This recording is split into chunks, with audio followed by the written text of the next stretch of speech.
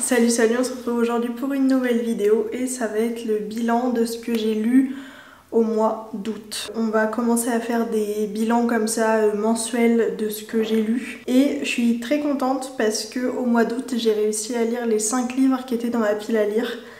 Donc c'est parti. Ma dernière lecture du mois, je vais commencer par elle parce que c'était pas un coup de cœur. Mais du coup j'ai lu Brancusi et Marthe ou l'histoire d'amour entre Tintin et Tonton, une correspondance aux éditions Fage. Ça répertorie en fait tout l'échange épistolaire entre Brancusi et Marthe qui était donc sa compagne pendant quelques temps et en fait comme c'était un artiste, Brancusi, il partait beaucoup à l'étranger pour des expositions ou autres et en gros c'est toutes les lettres qui s'envoyaient pendant tous les moments où Brancusi n'était pas à Paris. C'était sympa de redécouvrir le style épistolaire mais ça m'a pas passionné, c'était pas incroyable. Ça s'est lu assez rapidement, hein, il y a 125 pages donc voilà. C'était chouette de découvrir ou plutôt redécouvrir ce style d'écriture, ce style de livre, mais c'est pas incroyable, voilà. C'est clairement pas mon livre préféré, que ce soit de l'année ou du mois, mais je suis quand même contente de l'avoir lu. Il était sur ma pile à lire, il était dans ma bibliothèque depuis des années et des années, donc je l'ai enfin lu et je peux enfin dire que j'ai sorti un vieux livre de ma bibliothèque. Ensuite, j'ai lu un livre d'un auteur japonais, donc de Hisashi Kashiwai. J'ai lu Le restaurant des recettes oubliées aux éditions J'ai lu. Alors, la couverture est absolument divine.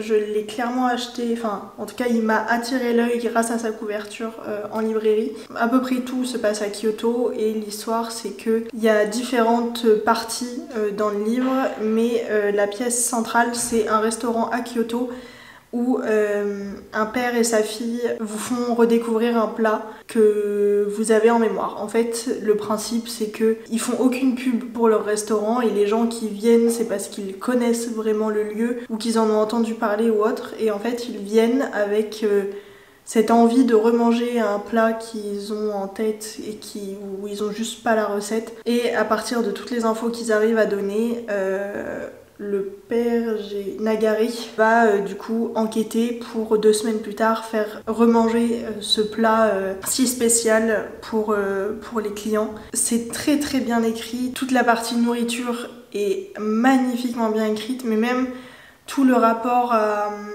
aux souvenirs gustatifs. J'ai adoré ce livre. Le fait que ça saute entre guillemets d'un personnage à l'autre, enfin d'un client à l'autre, très brusquement, ça m'a pas du tout dérangé, pas comme Tant que le café est encore chaud. C'est un autre roman japonais que j'ai lu il y a pas très longtemps où j'étais mitigée. Pour le coup, celui-là, j'ai beaucoup mieux aimé. Ma mère l'a lu aussi en 3 jours. En fait, je l'ai lu pendant les vacances en 3 jours. Je l'ai donné à ma mère, elle l'a lu en 3 jours et je l'ai ramené ici du coup. Et elle l'a adoré aussi, elle a dit que pareil c'était très bien écrit, ça faisait voyager, ça donnait envie d'aller au Japon. Enfin en plus au-delà du côté tout dans le restaurant, il y a aussi, on suit en fait le récit de Nagare qui explique comment il a retrouvé telle ou telle chose. Et en fait il part un peu partout dans le Japon pour réussir à retrouver les ingrédients, à retrouver des gens qui pourraient avoir la recette ou autre. Enfin vraiment ça fait voyager et j'ai adoré cette lecture. C'est une lecture doudou, pour le coup ça même en automne, là l'automne arrive, si jamais il vous intéresse je vous le conseille pour automne-hiver, c'est une lecture doudou à souhait. Ensuite j'ai lu donc de Alizé Cornet La valse des jours aux éditions J'ai lu également. C'est une histoire qui se passe à Nice dans une famille niçoise avec un père violent, 3 enfants. Et on suit en fait de la plus petite enfance des... Enfin pas la plus petite. Je crois que ça commence, Jeanne, une des protagonistes principales du livre. Il me semble qu'elle doit avoir 8 ans ou un truc comme ça au début du livre. Et on va suivre tout simplement comment toute cette famille évolue, comment les femmes tente de s'émanciper dans le Nice des années 60. Trigger warning quand même hein, sur la violence conjugale parce que je pense que ça peut être compliqué pour les gens qui n'aiment pas lire ça. C'est pas un livre qui est joyeux. Enfin, si, parce qu'il est beau, parce qu'il y a tout le côté réussir à sortir de ça, à s'émanciper, la mère qui essaye de par tous les moyens d'être indépendante, d'être une femme forte, de pas retomber dans des schémas avec d'autres hommes. Vraiment, j'ai trouvé ce livre très beau. Les 3 enfants sont très touchants, chacun à leur manière, ils ont des caractères très différents. La petite Jeanne, elle est adorable, vraiment, j'ai adoré ce livre. J'ai pleuré, évidemment. C'est beau. C'est triste mais beau, trop touchant, j'ai adoré cette lecture et vraiment la plume de Alizée Cornet est très très agréable à lire parce que ça embellit pas tout, ça reste cru par moments mais c'est très très beau, voilà, j'ai rien d'autre à dire. Ensuite j'ai continué une saga de Alexis Anne de Lys, j'ai lu le 2e tome de 200 d'écume et de glace, c'est donc le livre 2 Légende. Et c'est aux éditions Michel Lafon-Poche. Alors déjà la couverture s'il vous plaît. Méven est absolument incroyable, cet homme. Bref, alors ce livre ça a été les montagnes russes émotionnelles, des plot twists en veux-tu en voilà. Vraiment incroyable, j'ai adoré ce livre, je l'ai dévoré vraiment. Quand je l'ai fini, mon copain il m'a dit t'as déjà fini? Et quand je dis que ça allait de plot twist en plot twist, c'est que vraiment en fait on suit la suite des aventures de Perséphone et de Méven dans les... J'ai pas envie de tout vous spoil, mais c'est un monde très aquatique. Les descriptions sont toujours aussi magnifiques. Ça te plonge dans un univers que j'aime particulièrement. Il y a des moments où j'avais la bouche ouverte, j'étais en mode pardon, pourquoi se passe-t-il ceci? Et vraiment, j'ai jamais été autant... Enfin, c'était haletant. J'ai adoré. Et il faut absolument que je lise le 3e tome parce que là, vu comme ça se finit ce livre-là, je dois absolument lire le 3e. Il va falloir que je me l'achète. En sachant que je suis un peu en no-buy livre en ce moment.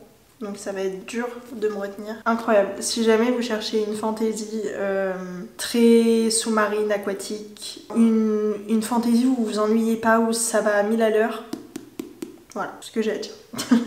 Dernier livre que j'ai à vous présenter aujourd'hui. J'ai jamais autant pleuré de ma vie qu'en lisant ce livre, vraiment.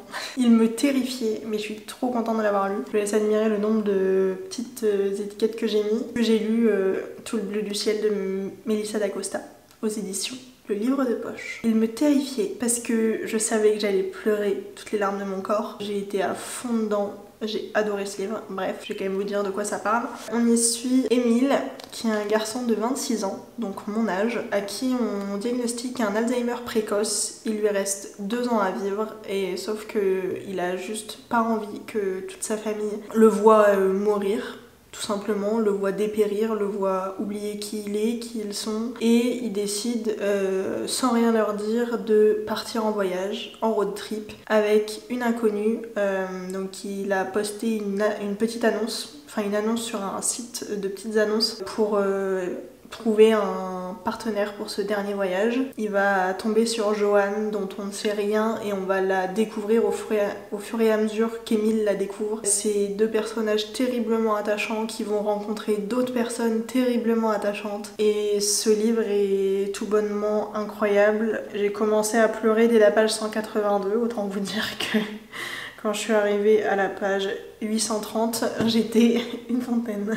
Ce livre est d'une beauté. Ça m'a fait me rendre compte à quel point j'ai quand même de la chance. En fait, c'est que c'est un roman, mais il y a tellement de leçons de vie dans ce livre. J'allais dire ce petit livre, mais non, 830 pages, c'est pas un petit livre. Je ne peux que vous conseiller de le lire. Après, c'est dur. Il y a des trigger warnings du coup d'Alzheimer, mais aussi de décès. Ça reste très dur. C'est bien pour ça que j'ai pleuré toutes les larmes de mon corps et que littéralement sur les 3 derniers chapitres, j'ai lu en pleurant, à chaudes larmes. Quand j'ai fermé le livre, j'étais explosée tellement j'étais fatiguée et tellement ça m'a pris de l'énergie. Mais incroyable. C'est une pépite. J'ai un autre livre de Melissa d'Acosta à lire là, mais il faut d'abord que je me remette de mes émotions. Ça m'a donné envie d'aller dans les Alpes plus. Vraiment c'est beau, les descriptions des lieux sont incroyables, t'as l'impression d'être dans un monde magique, pépite. Et ben voilà pour ce bilan lecture. Je suis littéralement passée par toutes les émotions dans ce mois de lecture, mais incroyable. à part du coup celui-ci qui était pas fou. Les 4 autres vraiment ils sont notés 4 et 5 étoiles, je les ai trop aimés, incroyable. Bref, j'espère que ce mois de septembre sera aussi bon niveau lecture. Si jamais vous voulez voir ma pile à lire de septembre, je vous la mettrai dans le petit. Voilà. J'espère que cette vidéo vous aura plu et moi je vous fais des très gros bisous et je vous dis à très vite pour une nouvelle vidéo. Ciao.